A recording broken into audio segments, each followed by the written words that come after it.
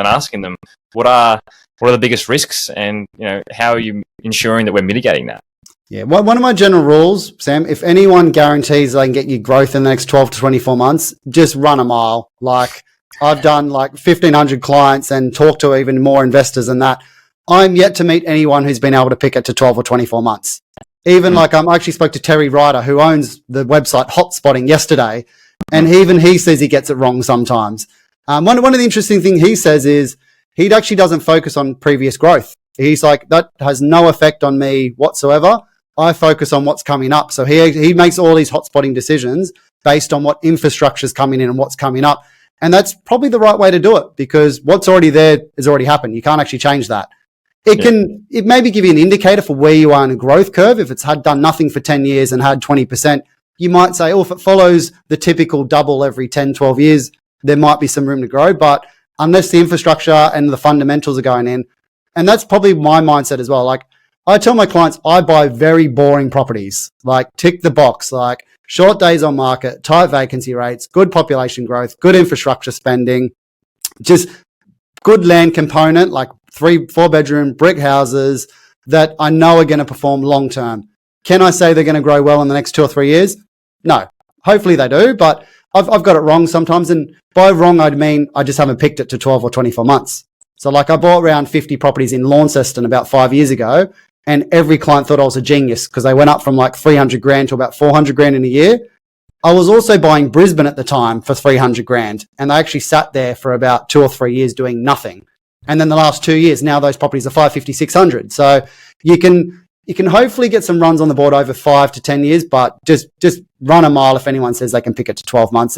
There's too many external factors. There's human emotion, then there's interest rates, then there's supply chain issue, then there's wars, then there's pandemics, then there's government changes, and there's land tax changes. Like, that is all out of your control. So you can only try to get it to the best, I'd say, 5 years if you're really good at what you're doing. One of my mentors is one of his clients is a global fund manager. Steve Polisi. Yeah, you can be in there too, mate. I've got to pay you some money. That's the thing. Anyway, let me have a spiel. Come on, I've got mentors too. You too. But his client is a global fund manager in Zurich, and even he was saying, look, outside of 6 months, no one can really predict what is exactly going to happen, and that's what I kind of lean on to say, look, you'll reduce your risk every step of the way. You've got this long-term mindset. The growth of the Australian property market and the history, lends itself to saying this is going to increase in value. When it does, obviously, whether it's 12 months, 5 years, you're investing for that long term. And then, even Jeremy Shepherd, he talks about over the 30-year period, most properties even out from that growth. Because I get some clients like, we want the 10-year growth rate's been, really strong. We want to buy in here. And it's like, well, you're basing your decision off one assumption. And that goes back to the question of this whole pod is like, having these questions, talk to these buyers agents about, gives you more ammunition, and then therefore that builds more trust, in my opinion, anyway.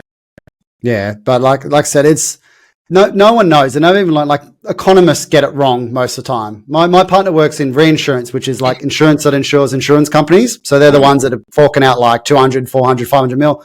70% of those companies haven't made money in 5 years. So they're supposed to be the ones with the money and the control, and they're getting it wrong. So if they're getting it wrong, economists getting it wrong, why is average Joe, the buyer's agent, going to get it right for you? And that's why I said I always just bring it back to simple. Just get the fundamentals right. So at least in 10 years' time, you'll hopefully be in a better position than you are now.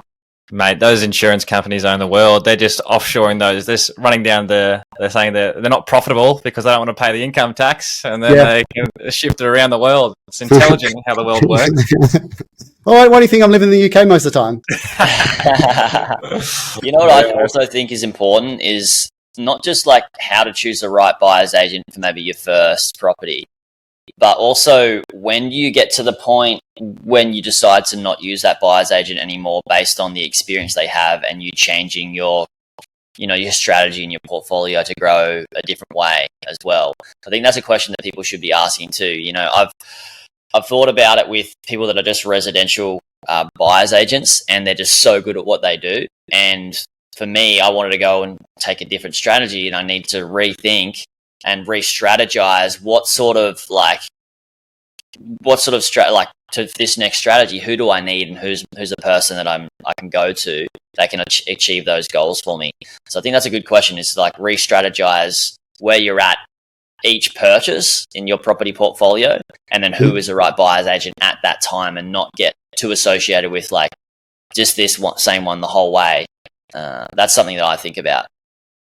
Yeah, and like you said, your strategy changes over time, especially because people's income changes over time. Like I've been told my accountant, stop buying cheap properties, even though I love them, because I'm like, oh, it's great for diversification. I get a better yield. I'm kind of risk mitigating that way. He's like, no, you're not in that world anymore. Like buy like the bigger ones. So I might have started off, and I bought a property previously for a buyer's agent that was buying the little cheap 100 to 200 grand properties.